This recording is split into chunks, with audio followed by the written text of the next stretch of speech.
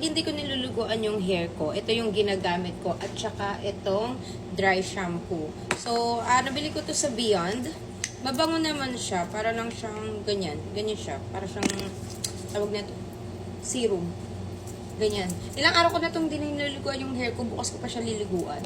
Amoy nito, parang amoy fresh lang. Hindi sobrang matapang na amoy. Parang ano lang, saktuhan lang. At saka kaya nagustuhan ko siya. Nakita ko lang din siya dito sa TikTok. And then, mag-spray ako dito para mabango siya.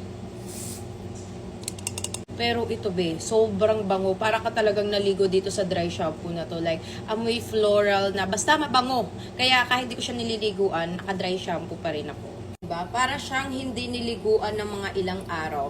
At least mabango ang ating hair. At hindi naman siya masyadong nag-oily. Kaya gusto ko guys, pagka naka-extension ako, hindi ko talaga siya ine-everyday. Kaya lagi ako may mga dry shampoo, may ano to, tawag nito, Be Fresh. Fresh talaga yung amoy niya. Amoy bamboo talaga siya. And antibacterial siya. Invisible shield for hair and scalp. Kaya kung gusto nyo, ilalagay ko dyan sa yellow basket.